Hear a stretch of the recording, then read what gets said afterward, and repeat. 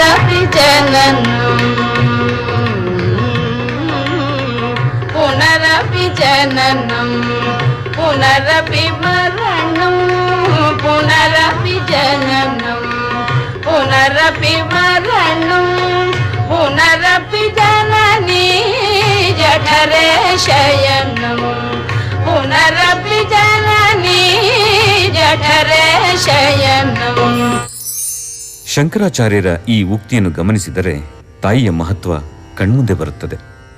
ಅಂತೆಯೇ ಮನೆಯೇ ಮೊದಲ ಪಾಠಶಾಲೆ, ಜನನಿ ತಾನೇ ಮೊದಲ ಗುರುವು ಎಂಬುದು ಕವಿವಾಣಿಯಾದರೆ, ಮಾತೃದೇವೋಭವ ಪಿತೃದೇವೋಭವ ಎಂಬುದು ಉಪನಿಷತ್ನ ಮಂತ್ರ. ಈ ಎಲ್ಲ ಸಾಲುಗಳು ಕೂಡ ಜಗತ್ತಿನ ನಿರ್ಮಾಣ ಕಾರ್ಯದಲ್ಲಿ ತಾಯಿಯೇ ಪ್ರಧಾನ ಎಂಬುದನ್ನು ಸಾರಿ ಹೇಳಿದೆ. ಶಿಕ್ಷಣ ಪದ್ಧತಿಯಲ್ಲಿ ಮಕ್ಕಳ ಜ್ಞಾನಾರ್ಜನೆಯೊಂದಿಗೆ ನೈತಿಕ ಮೌಲ್ಯವೂ ಸಹ ಅತ್ಯವಶ್ಯಕ.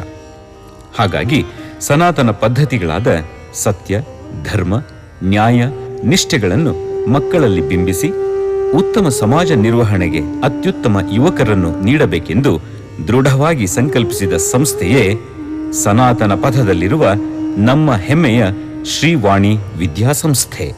ಮಕ್ಕಳೊಂದಿಗೆ ತಾಯಿಯು ತೋರುವ ಪ್ರೀತಿ, ಅನುಕಂಪ, ತ್ಯಾಗ, ವಾತ್ಸಲ್ಯಗಳು ಅಪಾರವಾದುದು. ಅಂತಹ ತಾಯಿಯ ಮಹತ್ವ, ತನ್ನ ಜವಾಬ್ದಾರಿಗಳ ನಿರ್ವಹಣೆಯಲ್ಲಿ ಆಕೆ ತೋರುವ ಅಪಾರ ಕಾಳಜಿ, ಗೌರವ, ಘನತೆ, ಗುರುತ್ವವನ್ನು ಎತ್ತಿ ತೋರುವ ಕಾರ್ಯಕ್ರಮವೇ ಮಾತೃದೇವೋ ಭವ. ಮಾತೃದೇವೋ ಭವ, ಮಾತೃದೇವೋ ಭವ. ಮಾತೆಗೆ ಮಿಗಿಲಾದ ದೇವರಿಲ್ಲ, ನೀತಿಗೆ ಹಿರಿದಾದ ಭೂತವಿಲ್ಲ. ಮಾತೆಗೆ ಮಿಗಿಲಾದ ದೇವರಿಲ್ಲ, ನೀತಿಗೆ ಹಿರಿದಾದ ಭೂತವಿಲ್ಲ. ಮಾತೆಗೆ ಮಿಗಿಲಾದ ದೇವರಿಲ್ಲ. ಹೆಣ್ಣಾದರೂ ಮಾತೆ ಮಾಯೆಯಲ್ಲ, ಕಣ್ಣಾಗಿ ಕಾಯುವ ಪ್ರೀತಿ ವಾತ್ಸಲ್ಯ. ಇನ್ನಾವ ಕೈವಲ್ಯ ನಂಬಿ ಫಲವಿಲ್ಲ, ಇನ್ನಾವ ಕೈವಲ್ಯ ನಂಬಿ ಫಲವಿಲ್ಲ. ಅಣ್ಣಪ್ಪ ಗುರು ಸಾಕ್ಷಿ ಮಾತೆಯೇ ತಾನೆಲ್ಲ.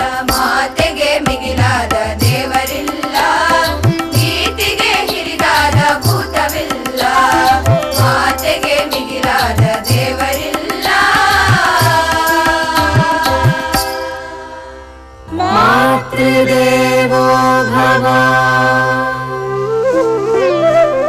ಮಾತೃದೇವೋ ಭವ. ಜನನಿ ಜನ್ಮಭೂಮಿಶ್ಚ ಸ್ವರ್ಗಾದಪಿ ಗರೀಯಸಿ.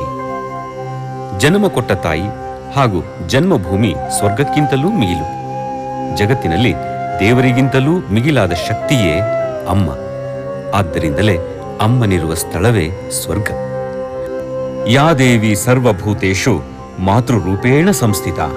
ನಮಸ್ತಸ್ಯೈ ನಮಸ್ತಸ್ಯೈ ನಮಸ್ತಸ್ಯೈ ನಮೋ ನಮಃ. ದೇವಿ ಭಾಗವತ ಪುರಾಣದಲ್ಲಿ ಬರುವಂತೆ ಈ ಜಗತ್ತಿನ ಮೂಲತತ್ವವಾದ ಆದಿಶಕ್ತಿಯು ಪ್ರಪಂಚವೆಲ್ಲವೂ ಜಲಮಯವಾಗಿರುವಾಗ ಸೃಷ್ಟಿ, ಸ್ಥಿತಿ, ಲಯಗಳಿಗಾಗಿ ಬ್ರಹ್ಮ, ವಿಷ್ಣು, ಮಹೇಶ್ವರರನ್ನು ಸೃಷ್ಟಿಸಿದಳು. ಆ ತಾಯಿಯೇ ಈ ಜಗತ್ತನ್ನು ಒರೆಯುವವಳು.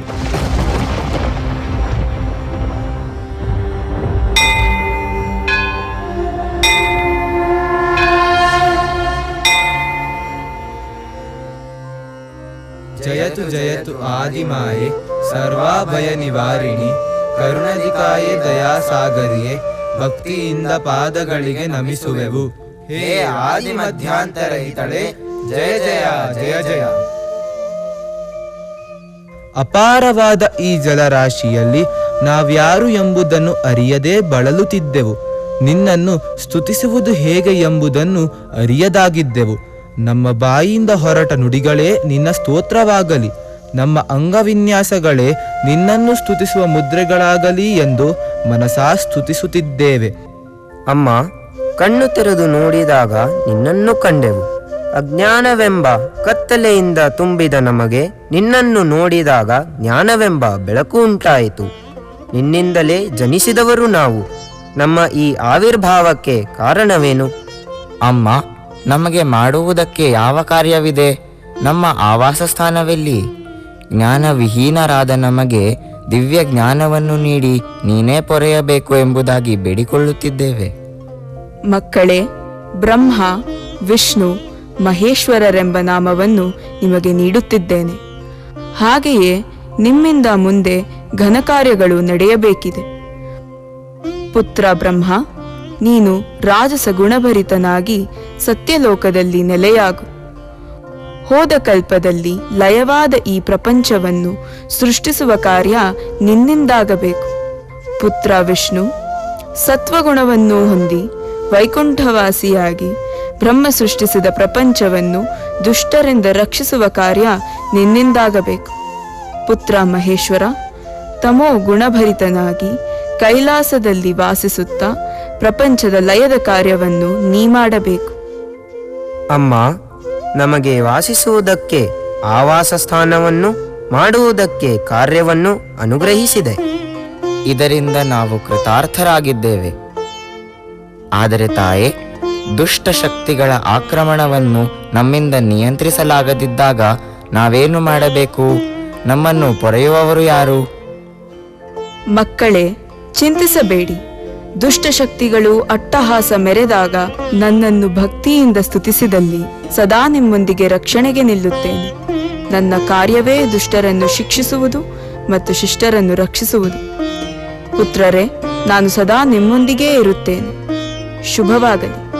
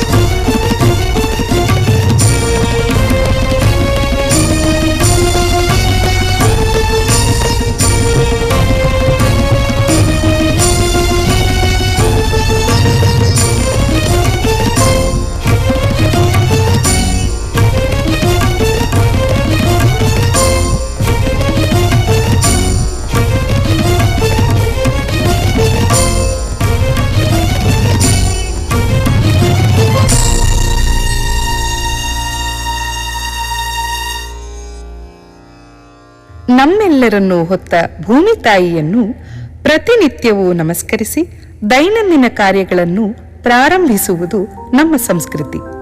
ಬೆಳಗಾಗಿ ನಾನೆದ್ದು ಯಾರ್ಯಾರ ನೆನೆಯಲಿ, ಎಳ್ಳು ಜೀರಿಗೆ ಬೆಳೆಯೋಳ, ಎಳ್ಳು ಜೀರಿಗೆ ಬೆಳೆಯೋಳ ಭೂಮ್ತಾಯ, ಎದ್ದೊಂದು ಘಳಿಗೆ ನೆನೆದೇವ.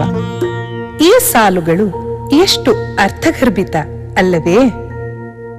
ಮಣ್ಣನ್ನು ಮಾತೃಸ್ವರೂಪಿಣಿಗೆ ಹೋಲಿಸಿರುವ ಜನಪದೀಯರು ಜಗತ್ತಿನ ಮೂಲ ಸೃಷ್ಟಿಕರ್ತೆ ತಾಯಿ ಎಂಬುದನ್ನು ಅತ್ಯಂತ ವಿನಮ್ರ ಭಾವದಿಂದ ತಿಳಿಸಿದ್ದಾರೆ. ಏಕೆಂದರೆ ಭೂಮಿತಾಯಿ ತಾನೆ ನಮ್ಮನ್ನೆಲ್ಲ ಪೊರೆದವಳು.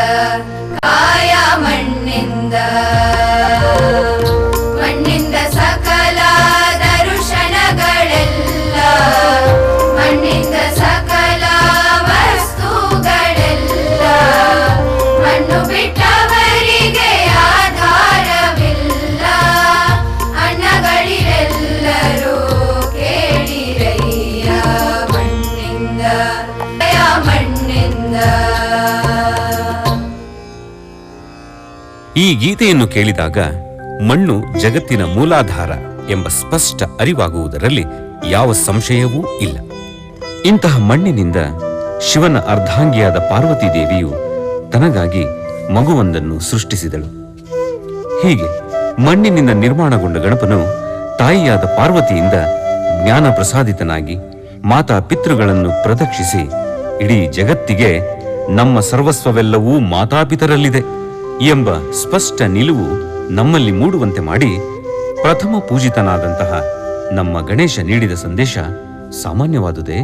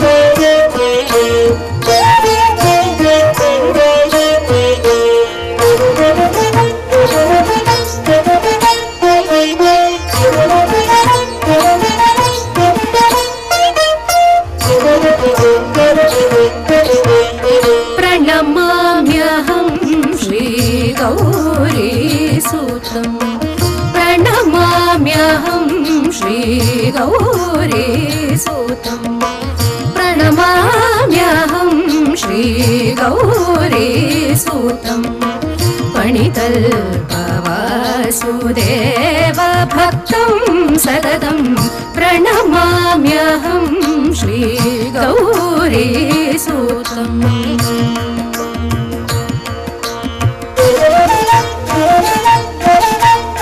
गणनाथम् अमरवृन्दसेवितं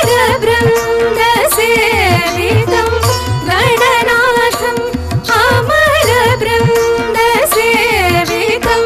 फणिहारभूषितं मुनिवरवन्दितं गणनाथम् अमरवृन्दसेवितं फणिहारभूषितं मुनिवरवन्दितं प्रणमाम्यहं श्रीगौरीसूतम् फणिवल्लभासुदेव भक्तं सततं प्रणमाम्यहं श्रीगौरीसूतम्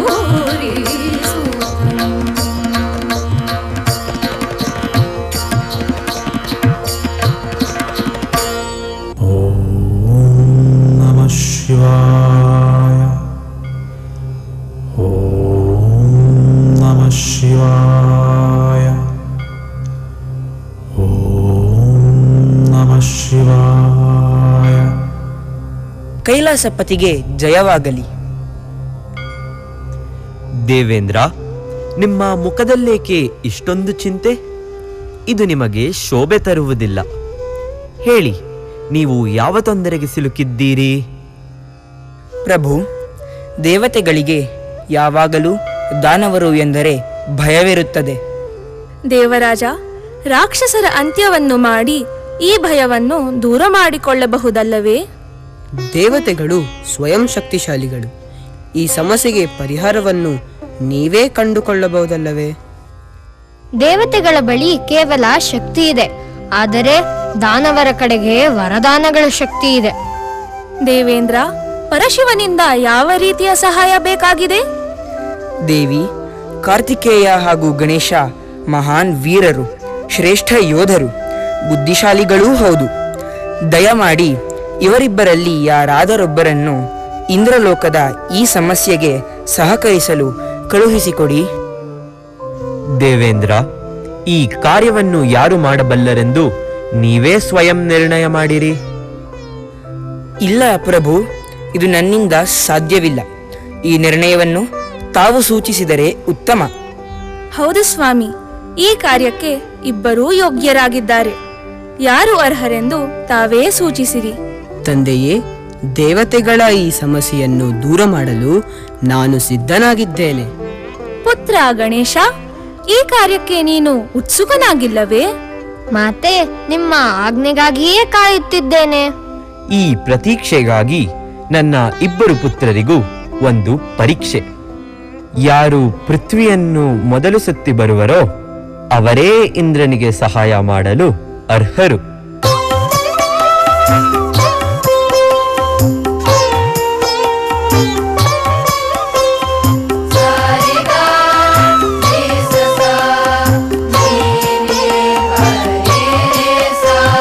ಮಂತ್ರವರಿಯೆ ನಾ ಯಂತ್ರವರಿಯೆ ನಾನರಿಯೆ ನಿನ್ನ ಸ್ತುತಿಯ, ಆಹ್ವಾನವರಿಯೆ ನಾ ಧ್ಯಾನವರಿಯೆ ನಾನರಿಯೆ ಶ್ರುತಿಯ ಕಥೆಯ. ಮಂತ್ರವರಿಯೆ ನಾ ಯಂತ್ರವರಿಯೆ ನಾನರಿಯೆ ನಿನ್ನ ಸ್ತುತಿಯ, ಆಹ್ವಾನವರಿಯೆ ನಾ ಧ್ಯಾನವರಿಯೆ ನಾನರಿಯೆ ಶ್ರುತಿಯ ಕಥೆಯ. ಮುದ್ರೆಗಿದ್ರೆಗಳ ಅರಿಯೆ ನಾನು ಕೂಸಾಗಿ ತೆರೆವೆ ಬಾಯಿ, ಮುದ್ರೆಗಿದ್ರೆಗಳ ಅರಿಯೆ ನಾನು ಕೂಸಾಗಿ ತೆರೆವೆ ಬಾಯಿ. ನಿನ್ನ ಅನುಸರಣ ಕ್ಲೇಶ ಹರಣ ಇದನೊಂದೆ ಬಲ್ಲೆ ತಾಯಿ, ಇದನೊಂದೆ ಬಲ್ಲೆ ತಾಯಿ.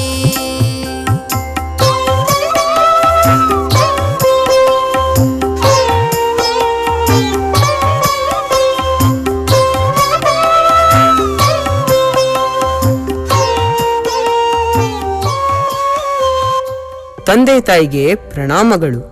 ಈ ಪೃಥ್ವಿಯ ಪರಿಕ್ರಮಣದಲ್ಲಿ ನಾನು ಉತ್ತೀರ್ಣನಾಗಿದ್ದೇನೆ.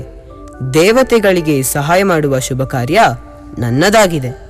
ಪುತ್ರ, ನಿನ್ನ ಸಫಲತೆಗೆ ನಮ್ಮ ಶುಭಾಶಯಗಳು. ಮಾತೆ, ನಿಮ್ಮ ಶುಭ ಹಾರೈಕೆಗೆ ನಾನು ಕೃತಾರ್ಥನಾಗಿದ್ದೇನೆ. ಈ ಪರೀಕ್ಷೆಯಲ್ಲಿ ಮೊದಲು ಉತ್ತೀರ್ಣನಾಗಿರುವುದು ನಾನು. ಸೋದರನೇ, ನೀನು ಕೈಲಾಸದಲ್ಲಿಯೇ ಇರುವಾಗ ಹೇಗೆ ಪೃಥ್ವಿಯ ಪರಿಕ್ರಮಣವನ್ನು ಮೊದಲು ಪೂರ್ಣಗೊಳಿಸಿದೆ?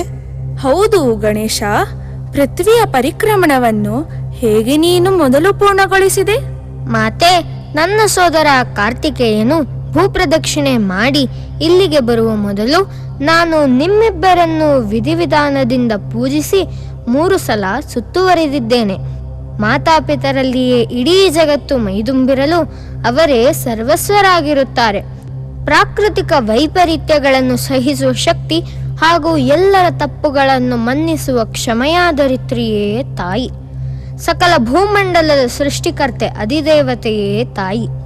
ವಿದ್ಯಾಧಿದೇವತೆ ಶಾರದೆ, ಸಿರಿಯಾಧಿದೇವತೆ ಲಕ್ಷ್ಮಿ ಹಾಗೂ ಆಹಾರದ ಅಧಿದೇವತೆ ಅನ್ನಪೂರ್ಣೆ. ಇದೆಲ್ಲದರ ಸ್ವರೂಪಿ ಆದಿಶಕ್ತಿಯೇ ನನ್ನ ತಾಯಿ. ತಾವೇ ಸರ್ವಾಂತರ್ಯಾಮಿ. ಅಖಿಲ ಬ್ರಹ್ಮಾಂಡದ ಸ್ವಾಸ್ಥ್ಯಕ್ಕೆ ಸರ್ವಶ್ರೇಷ್ಠರಾದ ತಮ್ಮನ್ನು ಪ್ರದಕ್ಷಿಸಿ ಬರೀ ಪೃಥ್ವಿ ಮಾತ್ರವಲ್ಲ 3 ಲೋಕವನ್ನೂ ಸುತ್ತುವರಿದಿದ್ದೇನೆ. ಆದ್ದರಿಂದ ತಾನು ಬೇರೆಲ್ಲೂ ಹೋಗಬೇಕಾದ ಅವಶ್ಯಕತೆಯೇ ಇಲ್ಲ ಎಂಬುದೇ ನನ್ನ ಅಭಿಮತ. ಭಲೆ ಕುಮಾರ, ನೀನೇ ಬುದ್ಧಿಯ ದೇವತೆ ಎಂದು ನಿನ್ನ ಜಾಣ್ಮೆಯಿಂದ ಸ್ಪಷ್ಟಪಡಿಸಿದೆ. ದೇವರಾಜ, ಈಗ ಗಣೇಶನೇ ನಿಮ್ಮ ವಿಘ್ನವನ್ನು ದೂರ ಮಾಡುತ್ತಾನೆ. ಧನ್ಯವಾದ ಮಾತೆ. ಗಣೇಶನ ಮಾತು ಅಕ್ಷರಶಃ ಸತ್ಯ. ಹೌದು, ಗಣೇಶನ ಮಾತು ನಿಜ. ನಾನು ನನ್ನ ಸಹೋದರನಿಗೆ ಸಹಕರಿಸುತ್ತೇನೆ. ನಾಸ್ತಿ ಮಾತೃ ಸಮಾಛಾಯ ನಾಸ್ತಿ ಮಾತೃ ಸಮಾಗತಿ ನಾಸ್ತಿ ಮಾತೃ ಸಮಂ ತ್ರಾಣಂ ನಾಸ್ತಿ ಮಾತೃ ಸಮಪ್ರಭಾ. ತಾಯಿಗೆ ಸಮಾನವಾದ ಯಾವ ಛಾಯೆಯೂ ಇಲ್ಲ. ತಾಯಿಗೆ ಸಮಾನವಾದ ಯಾವ ಆಶ್ರಯ ತಾಣವೂ ಇಲ್ಲ. ತಾಯಿಗೆ ಸಮನಾದವರು ವಿಶ್ವದಲ್ಲಿ ಇನ್ನೊಬ್ಬರಿಲ್ಲ ಎಂಬುದನ್ನು ಈ ಶ್ಲೋಕ ಬಿಂಬಿಸುತ್ತದೆ. ಜನನಿ ತಾನೇ ಅವನಿ ಅವತಾರಿಣಿ, ಆದಿಯ ಅಧಿಕಾರಿಣಿ, ಜಗನಿರ್ಮಿಸೋ ಧರಣಿ. ತಾಯಿ ನಮಗೆ ಪ್ರತ್ಯಕ್ಷವಾಗಿ ಕಾಣುವ ದೈವ. ಮಕ್ಕಳಿಗೆ ಆಕೆಯದ್ದೇ ಬಲವು, ನಿರಂತರ ಒಲವು. ಆಕೆ ತೋರುವ ಹಾದಿಯಲ್ಲಿ ನಡೆದರೆ ಸದಾ ಗೆಲುವು.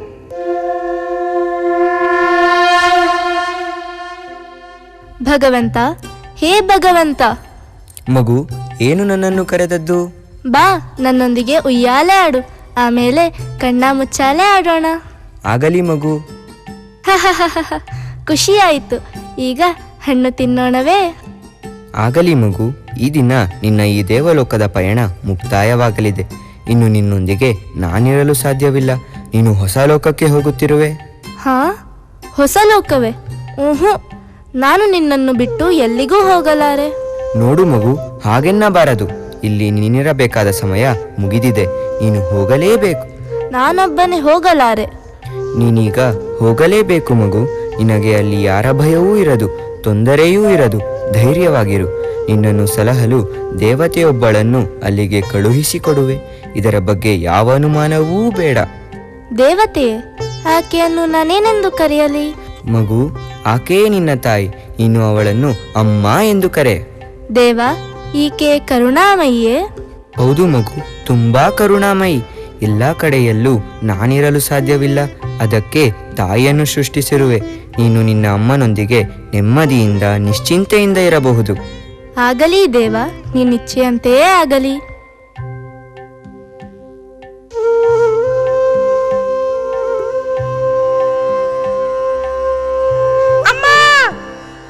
ಕಂದ, ಪೆಟ್ಟಾಯ್ತಾ? ಗಾಯವಾಯ್ತಾ? ಬದುಕಿನೀ ಕಾವ್ಯಕ್ಕೆ ಮುನ್ನುಡಿಯ ಬರೆದವಳೆ.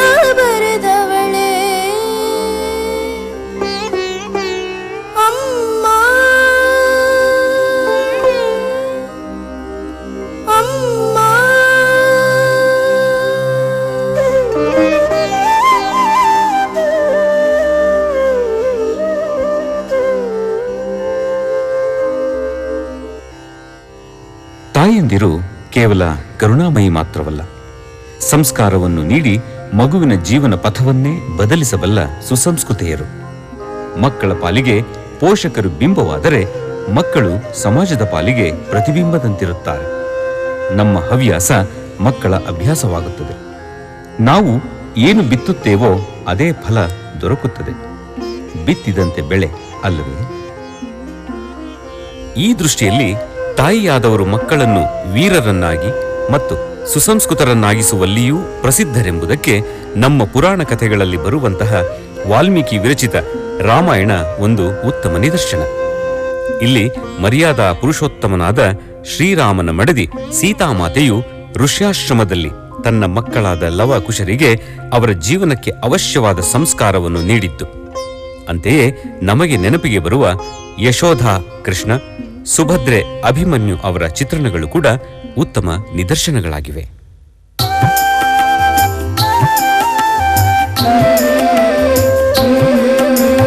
ಭೂಮಿ ಜಾತೆಯ ಸಹನೆಯ ಕಾಡಿರಿ ಸಚ್ಚಾರಿತ್ರ್ಯದ ಪ್ರತಿರೂಪ ಜನಕನ ಮಗಳು ಸೀತಾದೇವಿ ಸ್ವಯಂ ತ್ಯಾಗದ ಇತಿಹಾಸ, ಸ್ವಯಂ ತ್ಯಾಗದ ಇತಿಹಾಸ.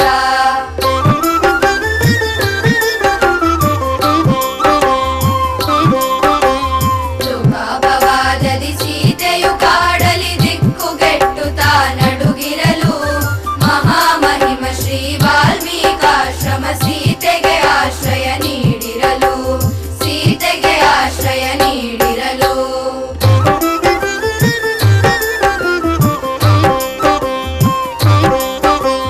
ಕುಶಲವನಿಗೆ ಹಿರಿಯನು ಆಗಿ ಧೈರ್ಯ ಸಾಹಸದಿ ಮೆರೆದಿರಲು ತಾಯಿ ತೋರಿದ ಮಾರ್ಗದಿ ಸತ್ಯ ಧರ್ಮವನ್ನು ಪರಿಪಾಲಿಸಲು, ಧರ್ಮವನ್ನು ಪರಿಪಾಲಿಸಲು.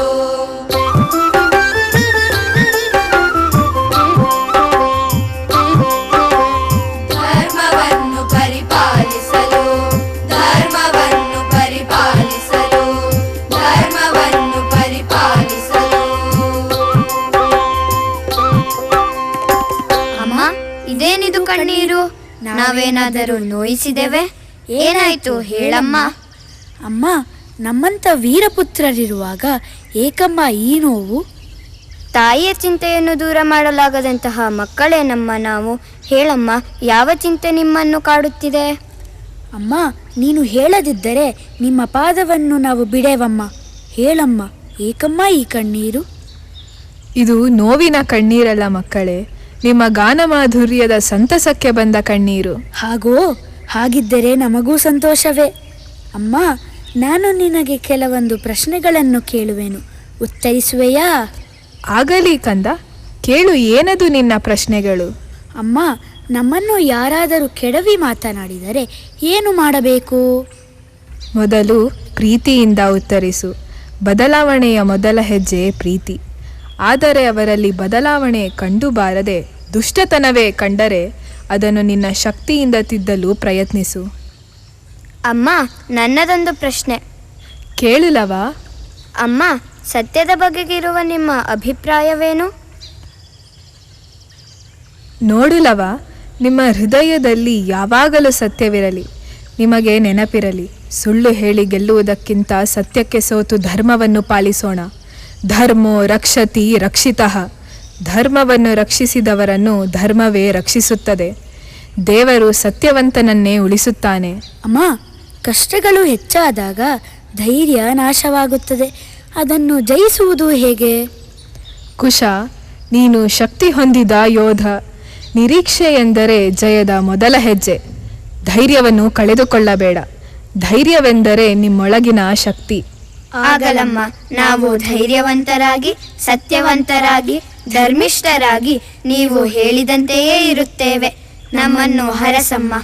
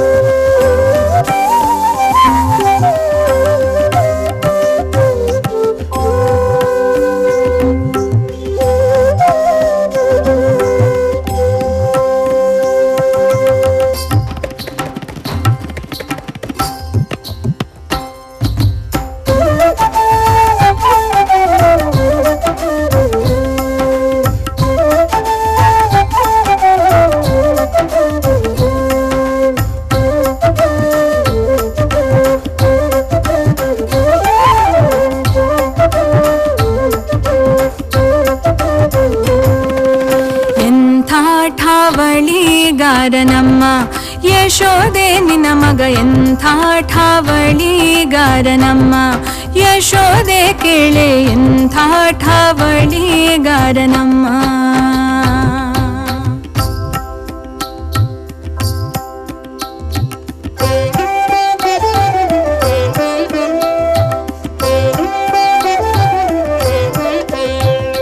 ಮುದರಿ ಮುಕುಂದ ಸದನಕ್ಕೆ ಬಂದ, ಮುದರಿ ಮುಕುಂದ ಸದನಕ್ಕೆ ಬಂದ, ದಧಿಯ ಮೀಸಲು ಬೆಣ್ಣೆ ತಿಂದ, ನಿನ್ನ ಕಂದ ಆನಂದ.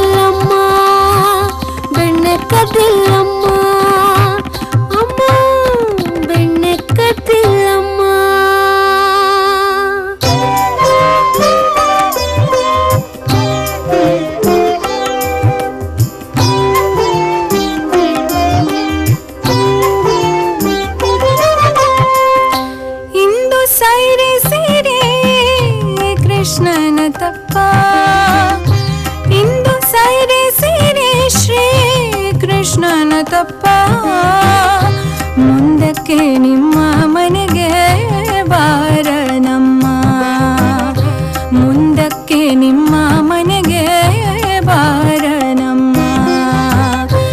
ಇಂದು ಸೈರೆ ಸೀರೆ ಶ್ರೀ ಕೃಷ್ಣನ ತಪ್ಪ.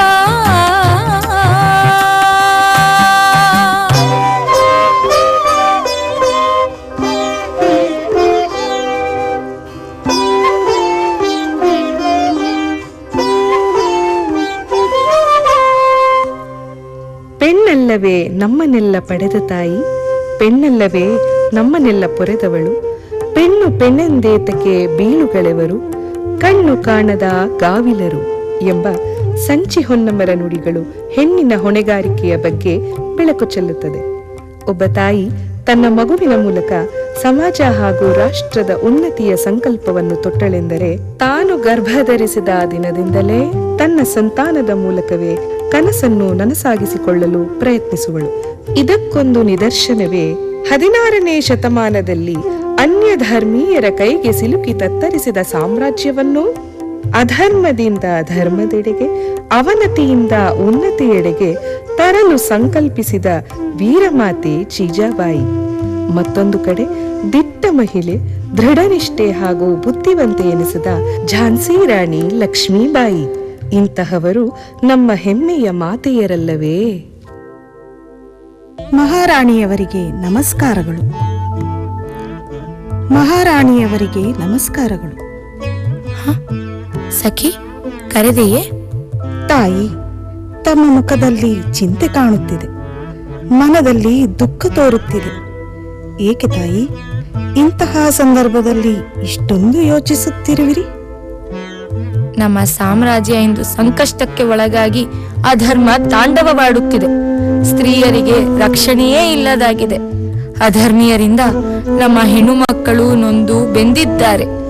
ಎಲ್ಲೆಡೆ ಅಶಾಂತಿ ಹಾಗೂ ಹಿಂಸೆಯ ಪ್ರವಾಹದ ಅಲೆಯಿಂದಾಗಿ ನಮ್ಮ ಸಾಮ್ರಾಜ್ಯ ಅವನತಿ ಕಾಣುತ್ತಿದೆ.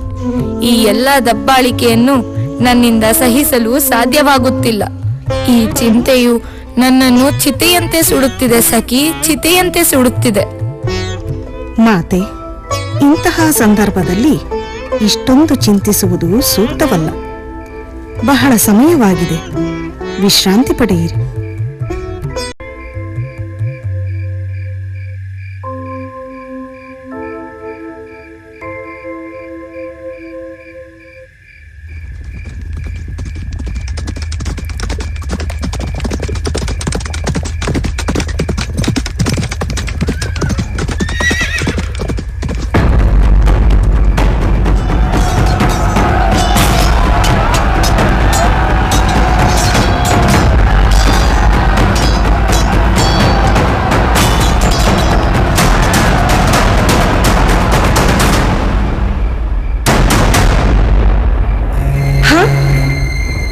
ಇದು ಕನಸೇ?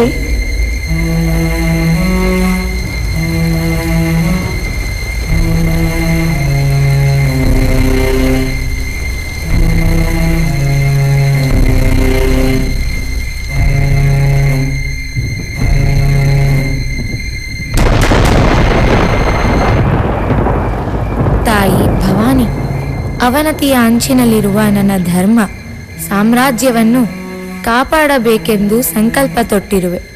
ಹಾಗಾಗಿ ಧೈರ್ಯಶಾಲಿ, ದೇಶಭಕ್ತ, ಪರಾಕ್ರಮಿ, ಸ್ತ್ರೀಯರಲ್ಲಿ ಗೌರವ ಮತ್ತು ಸಾಮ್ರಾಜ್ಯವನ್ನು ಶತ್ರುಗಳಿಂದ ರಕ್ಷಣೆ ಮಾಡುವಂತಹ ಮಗುವನ್ನು ನನಗೆ ಕರುಣಿಸು ತಾಯಿ, ಕರುಣಿಸು.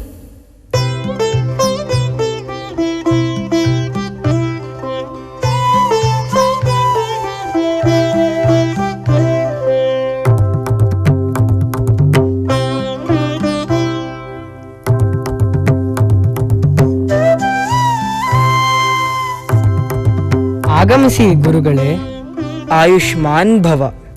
ಗುರುಗಳೇ, ನೀವು ಬಂದಿರುವುದು ನಮ್ಮ ಭಾಗ್ಯವೇ ಸರಿ. ತಾವು ಸರಿಯಾದ ಸಮಯಕ್ಕೆ ಬಂದಿದ್ದೀರಿ.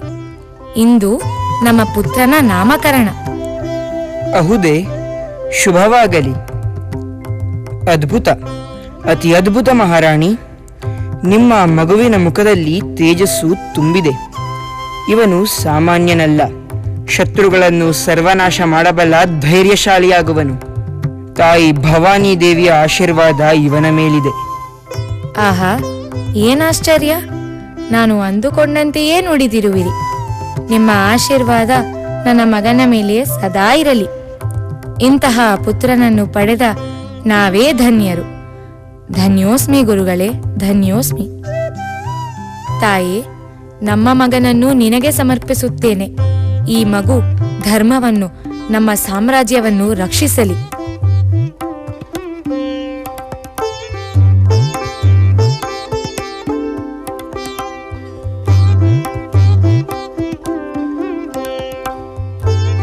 ಅಮ್ಮ, ಅಮ್ಮ, ನಾನು ನನ್ನ ಸ್ನೇಹಿತರ ಜೊತೆ ಆಟವಾಡಲು ಹೋಗಬಹುದೇ? ಬೇಡ ಮಗು, ನಿನ್ನ ಗಮನ ಆಟವಾಡುವುದಲ್ಲ. ನೆನಪಿರಲಿ, ನೀನು ತಾಯಿ ಭವಾನಿ ದೇವಿಯ ಪುತ್ರ. ಅವಳು ನಿನ್ನನ್ನು ಒಂದು ವಿಶೇಷ ಉದ್ದೇಶಕ್ಕಾಗಿ ಈ ಜಗತ್ತಿಗೆ ಕಳುಹಿಸಿದ್ದಾಳೆ.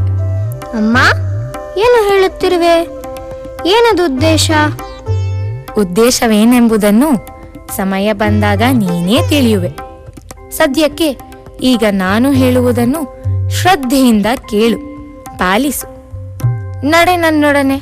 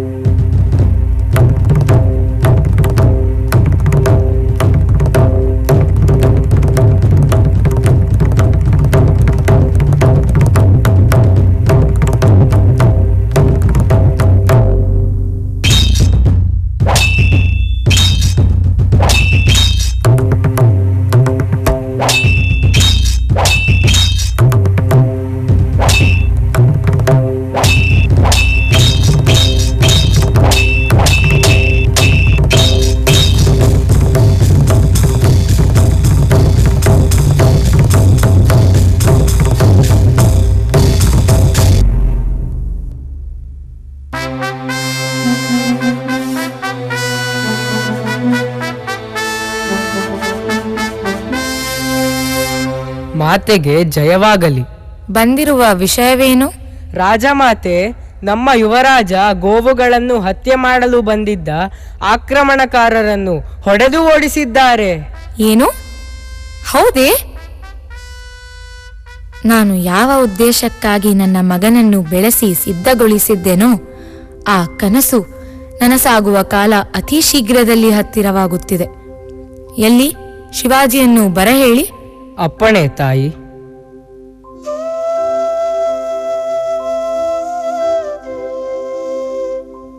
ಮಾತೆಗೆ ಪ್ರಣಾಮಗಳು. ಮಗು, ಸಂತೋಷದ ಸಮಯದಲ್ಲಿ ಏಕೆ ಎಷ್ಟು ಬೇಸರಗೊಂಡಿರುವೆ? ಅಮ್ಮ, ನಮ್ಮ ಸಾಮ್ರಾಜ್ಯವನ್ನು ಇನ್ನಷ್ಟು ಬಲಾಢ್ಯಗೊಳಿಸಬೇಕು. ದಾಳಿ ಮಾಡುವ ಶತ್ರುಗಳನ್ನು ಸದೆಬಡಿದು ಓಡಿಸಬೇಕು. ನೀವೇ ಹೇಳಿ, ಇದು ಹೇಗೆ ಸಾಧ್ಯ? ಮಗು, ಈ ಕಾರಣಕ್ಕಾಗಿಯೇ ನಿನ್ನನ್ನು ಕರೆಸಿರುವೆ. ನೀನು ವೀರಪುತ್ರ. ನಾನು ಕೊಟ್ಟ ಶಿಕ್ಷಣ ಈಗ ನಿನ್ನ ಸಹಾಯಕ್ಕೆ ಬರುತ್ತದೆ. ಹೋಗು, ನಿಸ್ಸಂದೇಹವಾಗಿ ಯುದ್ಧ ಮಾಡು. ವಿಜಯಲಕ್ಷ್ಮಿ ನಿನಗೆ ಒಲಿಯುತ್ತಾಳೆ. ಹಾಗೆಯೇ ನಾ ತೊಟ್ಟ ಸಂಕಲ್ಪವನ್ನೂ ಈಡೇರಿಸಬೇಕು, ನೆನಪಿರಲಿ. ಆಜ್ಞೆ ಮಾಡಿ ತಾಯಿ. ಪುತ್ರ, ಕೊಂಡಾಣದುರ್ಗದ ಕೋಟೆಯನ್ನು ಗೆದ್ದು ಸ್ವರಾಜ್ಯವನ್ನು ಸ್ಥಾಪನೆ ಮಾಡು. ತಾಯಿ, ಶಿಕ್ಷಣ, ಧೈರ್ಯ, ಪರಾಕ್ರಮ ಈ ಎಲ್ಲವನ್ನು ನನಗೆ ನೀಡಿರುವಿರಿ. ನಂಬಿಕೆ ಇರಲಿ, ನೀವು ತೊಟ್ಟ ಸಂಕಲ್ಪಕ್ಕೆ ಮಂಗಳವನ್ನು ಹಾಡುತ್ತೇನೆ. ತಾಯಿ ಭವಾನಿಯ ಮೇಲಾಣೆ, ನಿಮ್ಮ ಆಶೀರ್ವಾದ ಹೊಂದಿರಲಿ. ವಿಜಯೀ ಭವ. ತಾಯಿ ಭವಾನಿ ದೇವಿ ನಿನ್ನನ್ನು ರಕ್ಷಿಸಲಿ.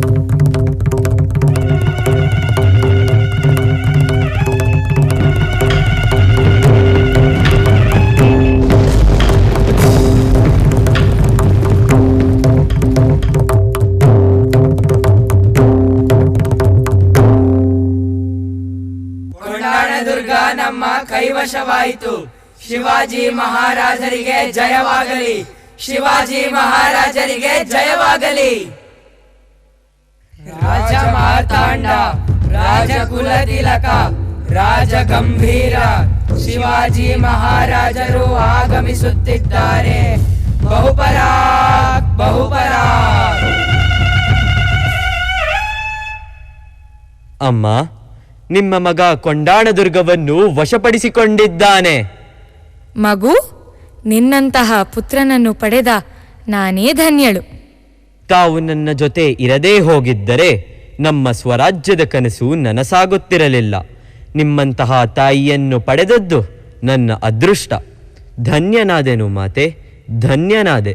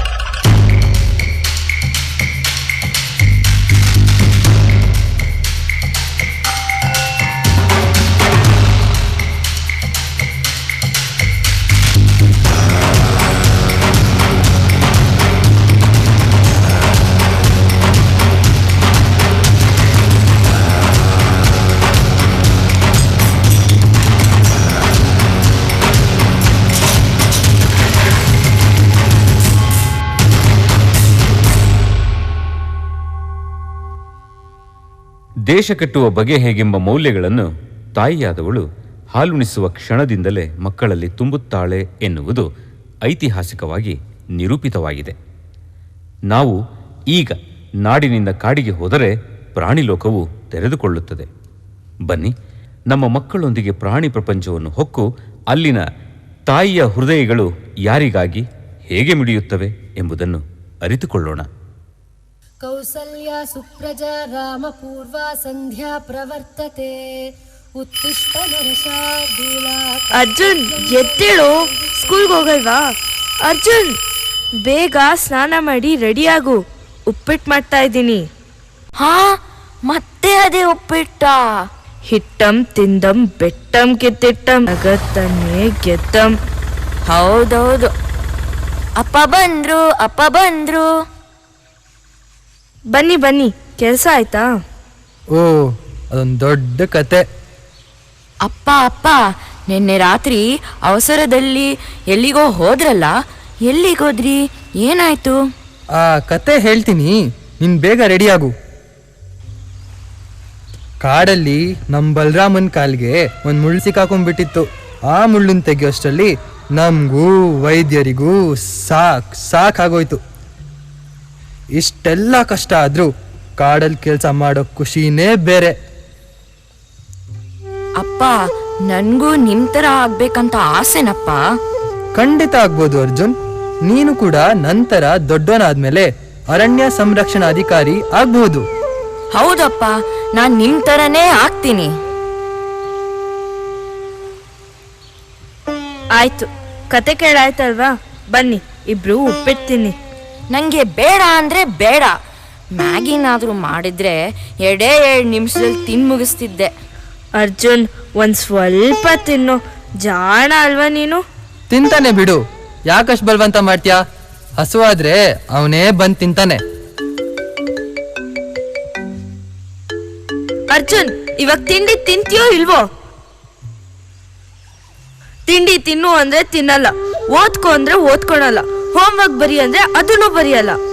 ನಂಗೆ ಬೇಡ ಅಂದ್ರೆ ಬೇಡ.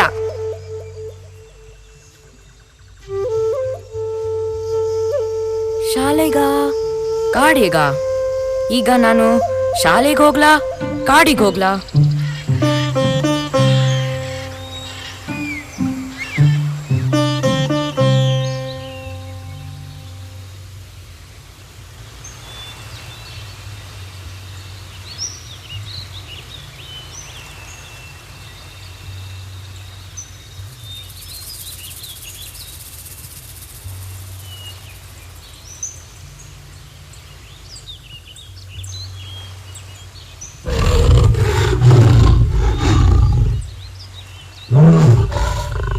ಅಮ್ಮ, ಇದು ಸಿಂಹಗರ್ಜನೆ. ಕಾಡಿನಲ್ಲಿ ಇಂಥ ಎಷ್ಟೋ ಅಪಾಯಕಾರಿ ಪ್ರಾಣಿಗಳು ನಮ್ಮ ಸುತ್ತ ಇರುತ್ತವೆ. ನಾವು ಹುಷಾರಾಗಿರ್ಬೇಕು. ಆ ಸಿಂಹ ಈಗ ಇಲ್ಲಿ ಬಂದ್ಬಿಟ್ರೆ ಏನ್ ಮಾಡೋದು?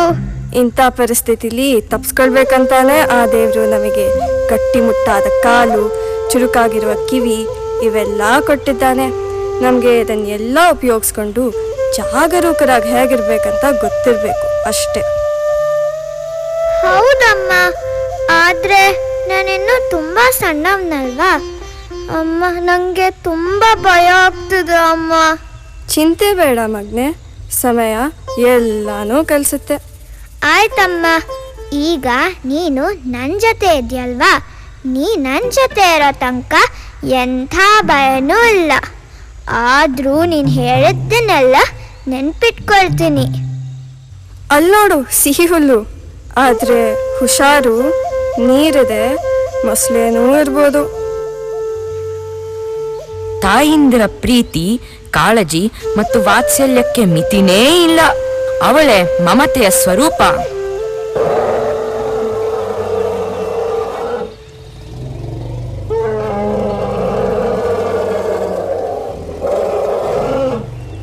ಅಮ್ಮ, ನೀನು ಬಂದಿರ್ಲಿಲ್ಲ ಅಂದ್ರೆ?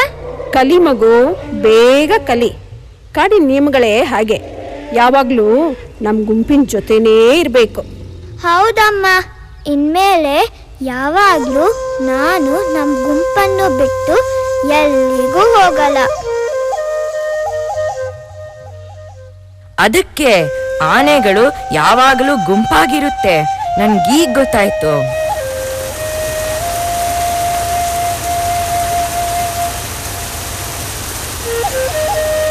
ಅರೆ, ಇಲ್ಲಿ ಯಾವುದೋ ಪಕ್ಷಿಗಳು ಕಾಣ್ತಾ ಇದೆಯಲ್ಲ. ಅಬ್ಬಾ, ಇಷ್ಟು ಮಳೆ ಗಾಳಿ ಇದ್ರೂ ಅದರಮ್ಮ ತನ್ನ ಮರಿಗಳಿಗೆ ಊಟ ಹುಡ್ಕೊಂಡು ಬಂದಿದೆ, ರಕ್ಷಣೆ ಕೊಡ್ತಾ ಇದೆ.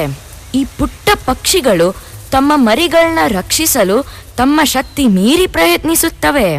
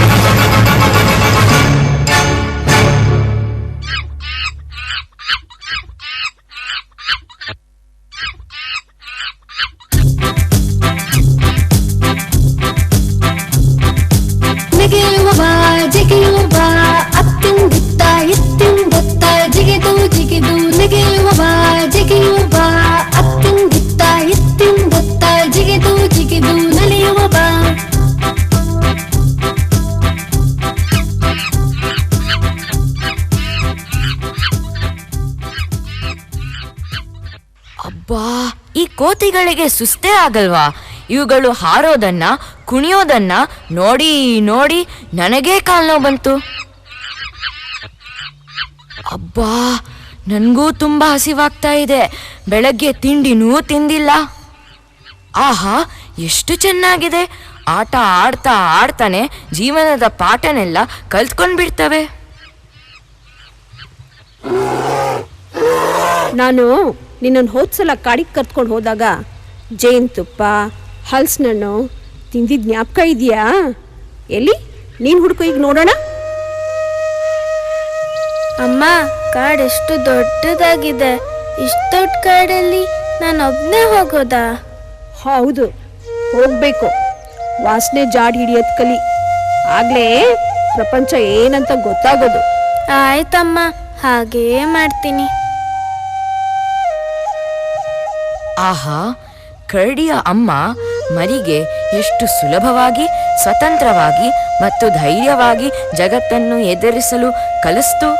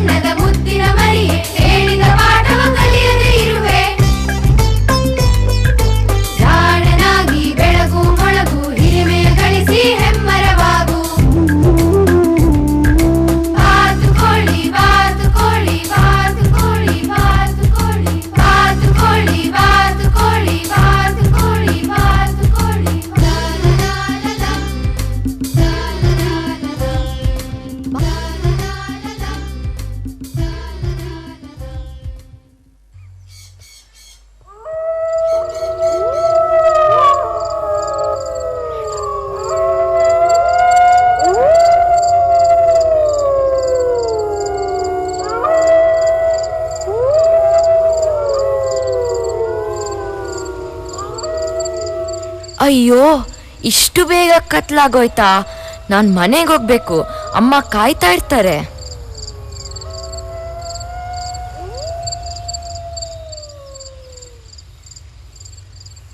ಅರ್ಜುನ್, ಎಲ್ಲೋಗಿದ್ಯೋ? ಇಷ್ಟೊತ್ತಾದ್ರೂ ನೀನು ಬರ್ತಿದ್ದಾಗ ನನ್ಗೆ ಎಷ್ಟು ಸಂಕಟ ಆಯ್ತು ಗೊತ್ತಾ? ಅಮ್ಮ, ಕಾಡಲ್ಲಿ ಮತ್ತೆ ಕಾಡಿಗೆ ಹೋಗಿದ್ಯಾ? ಅಮ್ಮ ಅಮ್ಮ, ನೀನು ಎಷ್ಟು ಒಳ್ಳೆಯವಳು ಅಂತ ನನ್ಗೆ ಇವತ್ತು ಗೊತ್ತಾಯ್ತಮ್ಮ. ಹಾ, ಏನ್ ಆಶ್ಚರ್ಯ, ಇದೇನೀ ಬದಲಾವಣೆ ನಿನ್ನಲ್ಲಿ? ಅಮ್ಮ, ಈ ದಿನ ನಾನು ಕಾಡಿನಿಂದ ಅನೇಕ ಪಾಠ ಕಲಿತೆ. ನಾನು ನೋಡಿದ್ದ ಜಿಂಕೆ, ಆನೆ, ಪಕ್ಷಿಗಳೆಲ್ಲಾನು ನಿನ್ನ ಹಾಗೆ ತಮ್ಮ ಮರಿಗಳಿಗೆ ದಿನ ಕ್ಷಣ ಕ್ಷಣ ಪಾಠ ಹೇಳ್ಕೊಡ್ತಾ ಇದ್ವು. ನಮಗಾಗಿ ನಮ್ಮಮ್ಮ ಎಷ್ಟು ಕಷ್ಟಪಡ್ತಾಳೆ ಅಂತ ಗೊತ್ತಾಯಿತು. ಅಮ್ಮ, ನೀನೇ ನಮಗೆ ದೇವರು ಕೊಟ್ಟ ವಿಶೇಷ ಉಡುಗೊರೆ. ಇನ್ಮುಂದೆ ನೀನು ಏನು ಹೇಳಿದ್ರು ಕೇಳ್ತೀನಿ, ಹಾಗೆ ನಡ್ಕೋತೀನಿ ಕೂಡ. ದಿನ ಉಪ್ಪಿಟ್ಟು ಮಾಡಿದ್ರು ನಾನು ತಿಂತೀನಮ್ಮ.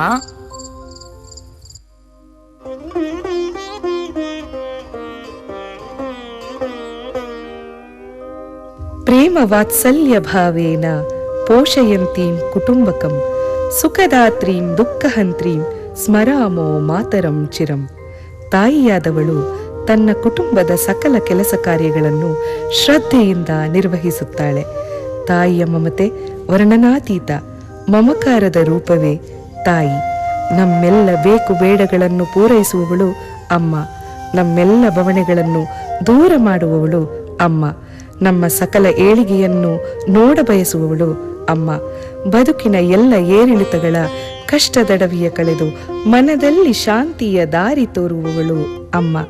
ಹಾಗಾಗಿ ಆಕೆಯೇ ಎಂದಿಗೂ ನಿತ್ಯ, ಎಂದೆಂದಿಗೂ ಸತ್ಯ.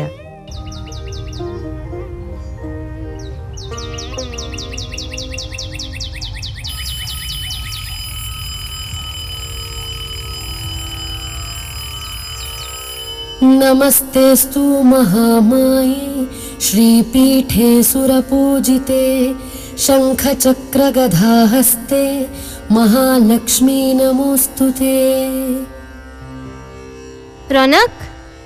ರೋನಕ್, ಬೆಳಗಾಯ್ತು, ಎದ್ದೇಳು.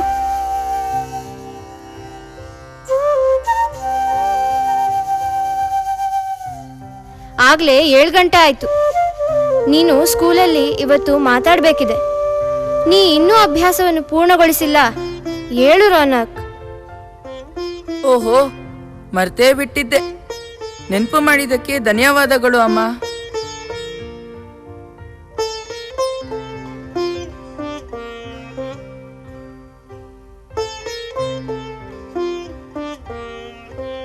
ರೋಹಿಣಿ, ನೀನು ಕೂಡ ಹೇಳು. ಶಾಲೆಗೆ ಹೋಗ್ಲಿಕ್ಕೆ ಹೊತ್ತಾಯ್ತು. ಅಯ್ಯೋ, ಬರೀ ಸದ್ದು. ನೆಮ್ಮದಿಯಿಂದ ಮಲಗೋಕೂ ಆಗ್ತಾ ಇಲ್ಲ. ರಚಿತ್, ಬೇಗ ಹೇಳಿ. ಆಫೀಸ್ಗೆ ಬೇಗ ಹೋಗ್ಬೇಕು ಅಂತ ಹೇಳಿದ್ರಿ ಅಲ್ಲ.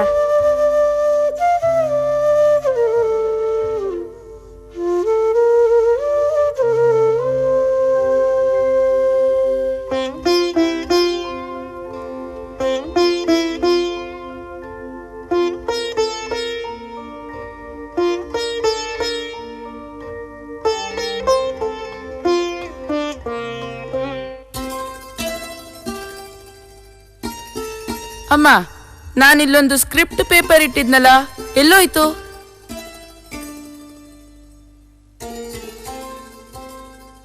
ಅಮ್ಮ, ಬೇಗ, ಸ್ಕೂಲ್ಗೆ ಹೋಗಕ್ ಲೇಟ್ ಆಯ್ತು. ತಗೋರೋ ಆಟಿಕೆಗಳು.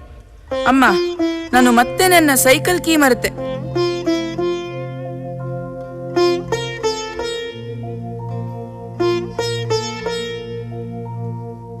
ಬೇಗ ಕೊಡಮ್ಮ.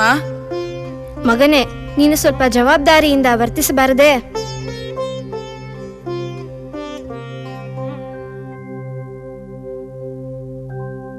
ರೋಹಿಣಿ, ಎದ್ಯಾ ಮಗಳೇ? ರೋಹಿಣಿ, ಇವತ್ತು ನೀನು ಪ್ರಾಜೆಕ್ಟ್ ಕೊಡ್ಬೇಕಲ್ಲ, ನೆನ್ಪಿದ್ಯಾ? ಅಮ್ಮ, ಇನ್ನೂ ಸ್ವಲ್ಪ ಕೆಲಸ ಬಾಕಿ ಇದೆ, ಸಹಾಯ ಮಾಡ್ತೀಯಾ ಅಮ್ಮ ಪ್ಲೀಸ್? ಆಯ್ತು ಮಗಳೇ.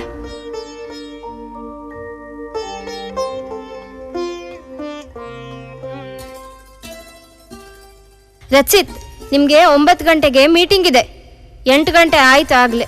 ಮೀರಾ, ಏನಕ್ಕೆ ನಾನು ಬೇಗ ಎಬ್ಬಿಸ್ಲಿಲ್ಲ? ರೀ, ತಿಂಡಿ ರೆಡಿ ಇದೆ. ಬೇಡ, ಲೇಟ್ ಆಯ್ತು. ನಾನು ಹೊರಗಡೆ ತಿಂಡಿ ತಿಂದ್ಕೊಂತೀನಿ. ಓಹೋ, ನೀವು ನನಗೆ ಹೇಳಲೇ ಇಲ್ಲ. ಆಯ್ತು, ಮತ್ತೆ ಅದಕ್ಕಾಗಿ ಕಾದಾಟ ಬೇಡ. ನಾನು ನಿಮಗಾಗಿ ಪರೋಟ ಮಾಡಿದ್ದೆ.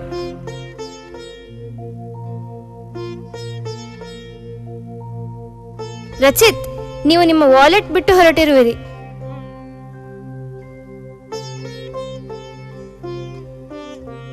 ಮೀರಾ, ಟಿವಿಯಲ್ಲಿ ಪ್ರವಚನ ಬರುವ ಹೊತ್ತಾಯ್ತು. ನನ್ನ ಟಿವಿ ಮುಂದೆ ಕೂರಿಸ್ತೀಯಾ?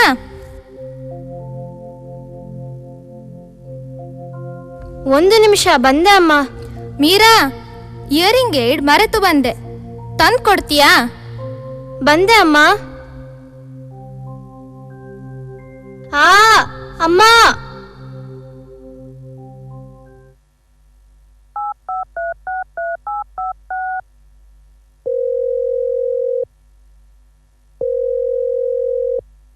ರಚಿತ್, ರಚಿತ್, ನೀವು ಎಲ್ಲಿದ್ದೀರಾ?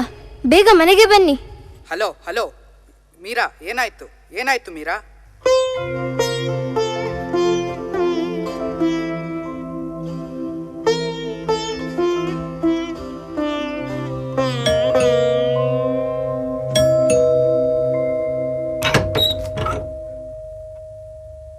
ಎಷ್ಟು ಸರಿ ಬೆಲ್ಲೊಡಿಯೋದು ಮೀರಾ? ನಿನಗೆ ಎದ್ದು ಬಂದು ಬಾಗಿಲು ತೆಗಿಯೋಕ್ಕಾಗಲ್ವಾ?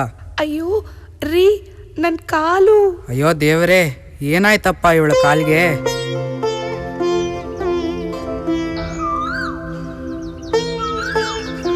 ಶುಕ್ಲಾಂಬರಧರಂ ವಿಷ್ಣುಂ ಶಶಿವರ್ಣಂ ಚತುರ್ಭುಜಂ ಪ್ರಸನ್ನವದನಂ ಧ್ಯಾಯೇತ್ ಸರ್ವವಿಘ್ನೋಪಶಾಂತಯೇ.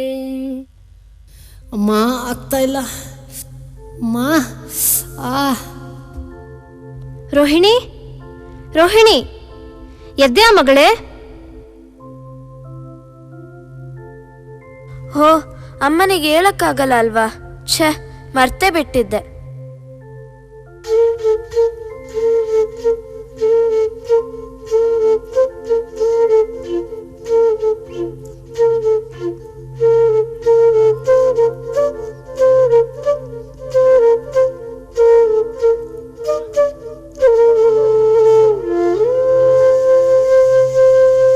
ಮಕ್ಕಳೇ, ಬ್ರೆಡ್ ಆರ್ಡರ್ ಮಾಡ್ತೀನಿ, ನೀವೆಲ್ಲ ಅದನ್ನೇ ತಿಂದು ಸ್ಕೂಲ್ಗೆ ಹೋಗಿ. ಅಮ್ಮ, ಬ್ರೆಡ್ ಇಷ್ಟ ಇಲ್ಲ. ಸ್ಯಾಂಡ್ವಿಚ್ ಆದ್ರೂ ಇದ್ದಿದ್ರೆ ಚೆನ್ನಾಗಿರ್ತಿತ್ತು. ಅಮ್ಮ, ನಿಂಗೆ ಕೂರಕ್ಕಾಗಲ್ಲ ಅಲ್ವಾ? ನನ್ನ ಜಡೆ ಹಾಕೋರು ಯಾರು? ದೇವ್ರೇ, ಈ ಜವಾಬ್ದಾರಿಗಳನ್ನು ಹೇಗಪ್ಪ ನಿಭಾಯಿಸ್ಲಿ? ಅಪ್ಪ, ನಾನು ಸ್ಕೂಲಿಗೆ ಹೇಗೆ ಹೋಗ್ಲಿ? ರೋಹಿಣಿ, ನಾನು ಆಟೋ ಬುಕ್ ಮಾಡ್ತೀನಿ.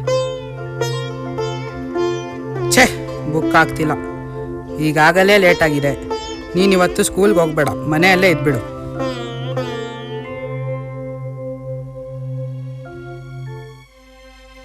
ಎರಡು ವಾರ ರೆಸ್ಟ್ ತಗೋಬೇಕಂತೆ. ಹೇಗ್ ಸಾಧ್ಯ ದೇವ್ರೇ? ಒಬ್ಬ ಹೆಣ್ಣು ಮಗಳು ದೇವತೆಯ ರೂಪದಲ್ಲಿ ನಿಂದು ಕುಟುಂಬದ ಶಾಂತಿ, ನೆಮ್ಮದಿ, ಘನತೆ, ಗೌರವವನ್ನು ಕಾಪಾಡುತ್ತಾ ಬದುಕು ಸಾಗಿಸುವ ಈಕೆಯನ್ನು ಕೇವಲ ಸ್ತ್ರೀ ಎಂದರೆ ಅಷ್ಟೇ ಸಾಕೆ? I am down and oh my soul so weary, when troubles come and my heart burden me, I am still and wait here in the silence till you come and sit a while with me. You raise me up so I can't stand on mountains. You raise me up to walk on stormy seas. I am strong when I am on your shoulders. You raise me up to more than I can be.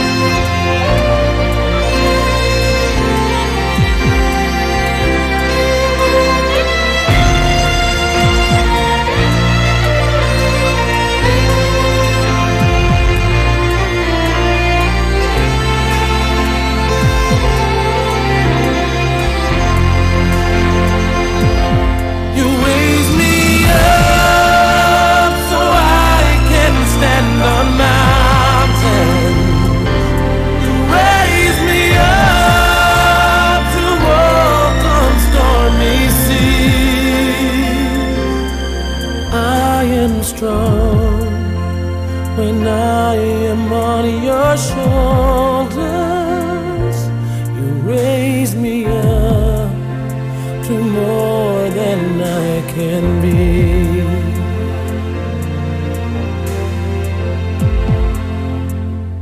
You raise me up so I can stand on mountains. You raise me up to walk on stormy seas. I am strong when I am on your shoulders. You raise me up to more than I can be. You raise me up so I can stand on mountains. You raise me up to walk on stormy seas. I am strong when I am on your shoulder. You raise me up to more than I can be.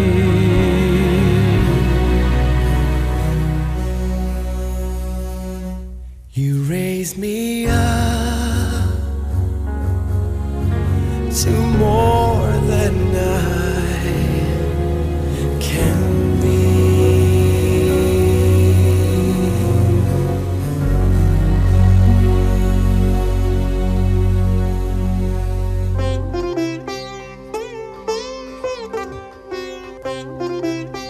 ಯತ್ರ ನಾರ್ಯಸ್ತು ಪೂಜ್ಯಂತೆ ರಮಂತೆ ತತ್ರ ದೇವತಾಃ ಎಂಬಂತೆ ಅನಾದಿ ಕಾಲದಿಂದಲೂ ಭಾರತೀಯ ಸಮಾಜದಲ್ಲಿ ನಾರಿಯರಿಗೆ ಪೂಜ್ಯನೀಯ ಸ್ಥಾನಮಾನವನ್ನು ನೀಡಲಾಗಿದೆ.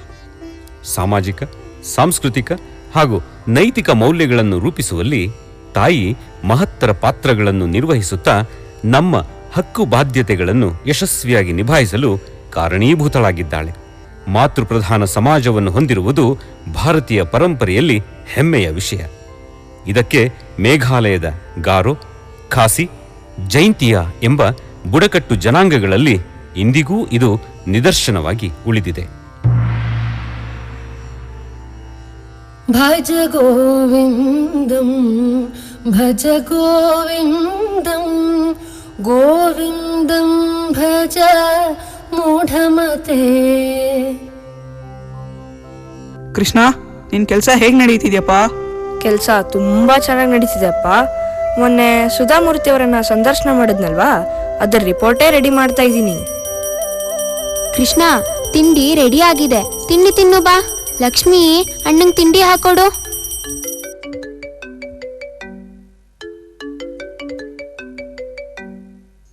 Hello sir, good morning. ಹೇಳಿ ಸರ್. ಹಲೋ ಕೃಷ್ಣ, ನಿಮ್ಗೊಂದು ಅಡ್ವೆಂಚರಸ್ ಅಸೈನ್ಮೆಂಟ್ ಕೊಡ್ತಾ ಇದ್ದೀನಿ. ಹೌದಾ? ಏನ್ ಸರ್ ಅದು? ನೀವು ಮೇಘಾಲಯಕ್ಕೆ ಹೋಗಿ ಅಲ್ಲಿನ ಬುಡಕಟ್ಟು ಜನಾಂಗದ ಸಂದರ್ಶನ ಮಾಡಿ ರಿಪೋರ್ಟ್ ಕೊಡಬೇಕು. ಖಂಡಿತ sir, I am very excited.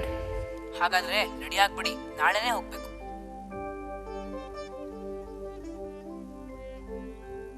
ಅಣ್ಣ, ನೀನ್ ಮೇಘಾಲಯಕ್ಕೆ ಹೋಗ್ತಾ ಇದ್ಯಾ? ಹೂ ಕಣೆ, ನಾಳೆನೆ ಹೋಗ್ತಾ ಇದ್ದೀನಿ. ಹೌದು, ನೀನೇನಕ್ಕೆ ಎಕ್ಸೈಟ್ ಆಗ್ತಾ ಇದೆಯಾ? ಎಕ್ಸೈಟ್ ಅಂತ ಏನಿಲ್ಲ, ನೀನ್ ಅಲ್ಲಿಂದ ಬರ್ತಾ ಜ್ಯುವೆಲ್ರಿ ತರ್ತ್ಯಾ? ಜ್ಯುವೆಲ್ರಿನಾ? ಏಕೆ, ಇಲ್ಲೆಲ್ಲೂ ಸಿಗಲ್ವಾ? ಅಲ್ಲಿಂದಾನೇ ತರಬೇಕಾ? ಅದೇನ್ ಸ್ಪೆಷಲು? ಏನ್ ಗೊತ್ತಾ, ಅವು ಹ್ಯಾಂಡ್ ಮೇಡ್ ಜ್ಯುವೆಲ್ರಿ ಕಣೋ. ಪ್ರತಿಯೊಂದನ್ನು ಎಷ್ಟು ಚೆನ್ನಾಗಿ ಅವ್ರ ಕೈಯಾರೆ ರೆಡಿ ಮಾಡ್ತಾರೆ ಗೊತ್ತಾ? ಸರಿ ಸರಿ, ತರ್ತೀನಿ ಬಿಡು. ಆದ್ರೆ ಫಸ್ಟ್ ನಾನು ಅವ್ರ ಬಗ್ಗೆ ಸ್ಟಡಿ ಮಾಡಿ ತಿಳ್ಕೋಬೇಕು. ಕೃಷ್ಣ, ನಿನ್ನಲ್ಲಿ ಆ ಕೆಲಸ ಮಾಡೋ ಸಾಮರ್ಥ್ಯ ಇದೆ ಕಣೋ. ನಿನ್ ಜೊತೆ ನಾವಿದ್ದೀವಿ, ಎಲ್ಲ ಒಳ್ಳೇದಾಗುತ್ತೆ. ಅಪ್ಪ, ಅಮ್ಮ, ಬನ್ನಿ ಇಲ್ಲಿ. ಇಲ್ಲೊಂದು ಇಂಟ್ರೆಸ್ಟಿಂಗ್ ವಿಷಯ ಇದೆ. ಏನದು ಕೃಷ್ಣ? ಸಾಮಾನ್ಯವಾಗಿ ನಮ್ಮ ದಕ್ಷಿಣ ಭಾರತದಲ್ಲಿ ಹಾಗೂ ಭಾರತದ ಅನೇಕ ಭಾಗಗಳಲ್ಲಿ ಜನರು ತಮ್ಮ ತಂದೆ ಅಥವಾ ಅಜ್ಜನ ಹೆಸರನ್ನ ತಮ್ಮ ಸರ್ನೇಮ್ ಆಗಿ ಇಟ್ಕೋತಾರೆ ಅಲ್ವಾ? ಆದ್ರೆ ಮೇಘಾಲಯದ ಖಾಸಿಗಾರೋ ಎಂಬ ಸಮುದಾಯದಲ್ಲಿ ತಮ್ಮ ತಾಯಿ ಹೆಸರನ್ನೇ ತಮ್ಮ ಸರ್ನೇಮ್ ಆಗಿ ಹೊಂದಿದ್ದಾರೆ. ಹೌದಾ? ಇಂಟ್ರೆಸ್ಟಿಂಗ್. ಅಮ್ಮ, ಇವರನ್ನ ಸಂದರ್ಶನ ಮಾಡಿ ರಿಪೋರ್ಟ್ ರೆಡಿ ಮಾಡೋಕೆ ನಾನು ಹೋಗ್ತಾ ಇರೋದು.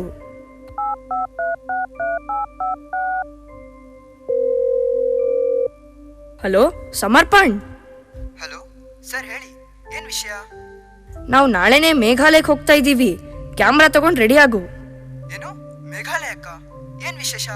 ಅದೆಲ್ಲ ನಾಳೆ ಹೋಗ್ತಾ ಮಾತಾಡೋಣ. ನೀನ್ ಬಂದ್ಬಿಡು. ಆಯ್ತು ಸರ್, ಹಾಗಾದ್ರೆ ಬರ್ತೀನಿ.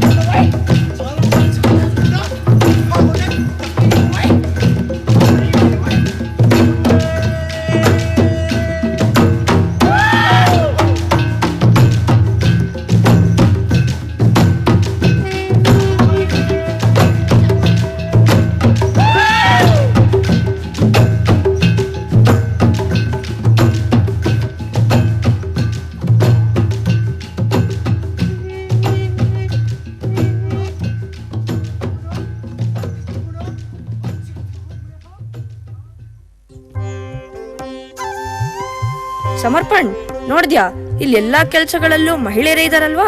ಹೌದು ಸರ್, ನಾನು ಅವಾಗ್ನಿಂದ ಅದ್ನ ಅನ್ಕೋತಾ ಇದ್ದೆ. ಸರಿ, ಅಲ್ಲೊಬ್ರು ಕುತ್ಕೊಂಡಿದ್ದಾರಲ್ವಾ, ಅವ್ರನ್ನೇ ಸಂದರ್ಶನ ಮಾಡೋಣ ಬಾ. ನಾನು ಅದ್ನ ಅನ್ಕೋತಿದ್ದೆ ಸರ್. ಅನ್ಕೋತ್ಯಾ ನಾನು ಹೇಳಾದ್ಮೇಲೆ ನೀನ್ ಎಲ್ಲ ಅನ್ಕೊಳ್ತೀಯ ಬಿಡಪ್ಪ. ಹ್ಞೂ ಸರ್, ಬನ್ನಿ ಸಂದರ್ಶನ ಮಾಡೋಣ. ನಮಸ್ಕಾರ, ನಾನ್ ನಿಮ್ ಜನಾಂಗದ ಬಗ್ಗೆ ಒಂದೆರಡು ಪ್ರಶ್ನೆಗಳನ್ನ ಕೇಳಬಹುದೇ? ನಾನಿಲ್ಲಿ ಗಮನಿಸಿದ್ದೇನೆಂದ್ರೆ, ಹೊಲದಲ್ಲಿ ಕೃಷಿ, ಅಂಗಡಿಯಲ್ಲಿ ವ್ಯಾಪಾರ, ಇನ್ನಿತರೆ ಎಲ್ಲಾ ಕೆಲಸಗಳನ್ನು ಮಹಿಳೆಯರೇ ಮಾಡ್ತಾ ಇದ್ದಾರಲ್ಲ, ಏಕೆ? ಇದು ಹಿಂದಿನ ಕಾಲದಿಂದಲೂ ನಡೆದು ಬಂದ ಪದ್ಧತಿ. ಆಗ ಪುರುಷರೆಲ್ಲ ದೇಶದ ರಕ್ಷಣೆಗಾಗಿ ಯುದ್ಧದಲ್ಲಿ ನಿರತರಾಗುತ್ತಿದ್ದರು. ಆ ಸಮಯದಲ್ಲಿ ಹೆಣ್ಣು ಮಕ್ಕಳೇ ಮನೆಯ ಪೂರ್ಣ ಜವಾಬ್ದಾರಿಯನ್ನು ನಿಭಾಯಿಸುತ್ತಿದ್ದರು. ಆದರೆ ಕ್ರಮೇಣ ಪದ್ಧತಿಯಾಗಿದೆ. ಅದಲ್ಲದೆ ಈಗಂತೂ ಆಸ್ತಿಯಲ್ಲೂ ಹಕ್ಕನ್ನು ನೀಡಲಾಗಿದೆ. ಮತ್ತೆ ಮನೆಯ ಕಿರಿಮಗಳೇ ಪರಿವಾರದ ಮುಖ್ಯಸ್ಥೆ ಆಗಿರ್ತಾಳೆ. ಹೌದಾ? ಹಾಗಾದ್ರೆ ಇಲ್ಲಿ ಮದುವೆ ಪದ್ಧತಿ ಹೇಗೆ? ಹುಡುಗಿ ಗಂಡನ ಮನೆಗೆ ಹೋಗೋದೇ ಇಲ್ವೇ? ಇಲ್ವೇ ಇಲ್ಲ. ನಮ್ಮ ಸಮುದಾಯದಲ್ಲಿ ಹುಡುಗರೇ ಮದುವೆಯ ನಂತರ ಹೆಂಡತಿಯ ಮನೆಗೆ ಬರಬೇಕು. ತಮ್ಮ ಹೆಸರಿನ ಮುಂದೆ ಹೆಂಡತಿಯ ಮನೆತನದ ಹೆಸರನ್ನು ಸೇರ್ಸ್ಕೊಳ್ಬೇಕು. ನಿಮ್ಗೆ ಇನ್ನೊಂದು ಮುಖ್ಯವಾದ ವಿಷಯ ಹೇಳ್ತೀನಿ ಕೇಳಿ. ನಮ್ಮ ಜನಾಂಗದ ಸಿಲ್ವರೀನ್ ಸ್ವಿಯರ್ ಎನ್ನುವ ಮಹಿಳೆ ಉತ್ತಮ ಸಾಮಾಜಿಕ ಕಾರ್ಯಚಟುವಟಿಕೆಗಳಿಂದ ಇಡೀ ಜಗತ್ತಿನಲ್ಲೇ ನಮ್ಮ ಜನಾಂಗದ ಹೆಸರನ್ನು ಎತ್ತಿ ಹಿಡಿದಿದ್ದಾಳೆ. ಜಗತ್ತಿಗೆ ಮಾದರಿಯಾಗಿದ್ದಾಳೆ. ಆಕೆಗೆ ಪದ್ಮಶ್ರೀ ಪ್ರಶಸ್ತಿನೂ ಸಿಕ್ಕಿದೆ. ಓಹೋ, ನನಗೆ ನಿಮ್ಮ ಮಾತೃಪ್ರಧಾನ ಸಮಾಜ ಪದ್ಧತಿ ತುಂಬಾ ಇಷ್ಟ ಆಯಿತು ಹಾಗೂ ಗೌರವನೂ ಹೆಚ್ಚಾಯಿತು. ಇಷ್ಟೊತ್ತು ನಮ್ಮ ಸಂದರ್ಶನಕ್ಕೆ ಸಹಕರಿಸಿದ ನಿಮಗೆ ತುಂಬಾ ಧನ್ಯವಾದಗಳು. ನೋಡಿದ್ರಲ್ಲ ವೀಕ್ಷಕರೇ, ತೊಟ್ಟಿಲು ತೂಗೋ ಕೈ ದೇಶವನ್ನೇ ಆಳಬಲ್ಲದು. ಮಹಿಳೆ ಕುಟುಂಬದ ನಿರ್ವಹಣೆಯಲ್ಲದೆ ಎಲ್ಲ ಕ್ಷೇತ್ರಗಳಲ್ಲೂ ತನ್ನನ್ನು ತಾನು ಸಕ್ರಿಯವಾಗಿ ತೊಡಗಿಸಿಕೊಂಡಿದ್ದಾಳೆ. ಅಂತ ಹೆಣ್ಣನ್ನು ಪೂಜ್ಯ ಭಾವದಿಂದ ಕಾಣುವುದೇ ನಮ್ಮ ಮಾತೃಪ್ರಧಾನ ಸಮಾಜ. ಅದನ್ನು ಎಂದಿಗೂ ಉಳಿಸಿಕೊಂಡು ಬಂದಿರುವ ಇಂತಹ ಬುಡಕಟ್ಟು ಜನಾಂಗದವರಿಗೆ ನಮ್ಮ ಕಡೆಯಿಂದ ಕುಬುಲಾಯ್ ಶಿಬುನ್. ಶ್ರೀವಾಣಿ ಟೈಮ್ಸ್ ಮೇಘಾಲಯದಿಂದ ಕ್ಯಾಮರಾಮನ್ ಸಮರ್ಪಣ್ ಜೊತೆ ರಿಪೋರ್ಟರ್ ಕೃಷ್ಣ. ಧನ್ಯವಾದಗಳು.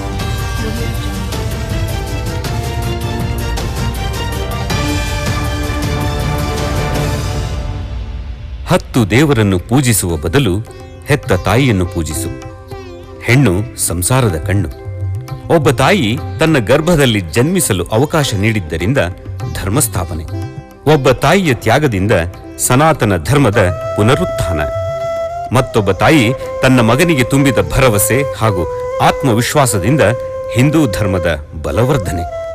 ಒಬ್ಬ ತಾಯಿ ತನ್ನ ಮಗನಿಗೆ ನೀಡಿದ ಸತ್ಯ, ನಿಷ್ಠೆ, ಪ್ರಾಮಾಣಿಕತೆಯ ಮೌಲ್ಯಗಳಿಂದ ಕಳೆದ 7 ದಶಕಗಳಿಂದ ಮರೆತ ಭಾರತದತ್ತ ಇಂದು ಇಡೀ ಪ್ರಪಂಚದ ಚಿತ್ತ. ಇಂತಹ ಶ್ರೇಷ್ಠ ಮಾತೃತ್ವಕ್ಕೆ ಜನ್ಮವಿತ್ತ ಮಾತೃಭೂಮಿಯನ್ನು ಪೂಜಿಸುವುದು ನಮ್ಮೆಲ್ಲರ ಧರ್ಮ. ಮಾತೃದೇವೋ ಭವ, ಮಾತೃದೇವೋ ಭವ. ಮಾತೃಪೂಜಕನಾನು ಎನ್ನಯ ಶಿರವನಿಡುವನು ಅಡಿಯಲಿ. ನಿನ್ನ ಕೀರ್ತಿಯು ಜಗಲಿ ಮೆರೆಯಲಿ, ಒಂದೇ ಆಸೆಯು ಮನದಲ್ಲಿ. ಎಡರು ತೊಡಲುಗಳೆಲ್ಲ ತುಳಿಯುತ್ತ ಮುಂದೆ ನುಗ್ಗುವೆ ಭರದಲ್ಲಿ.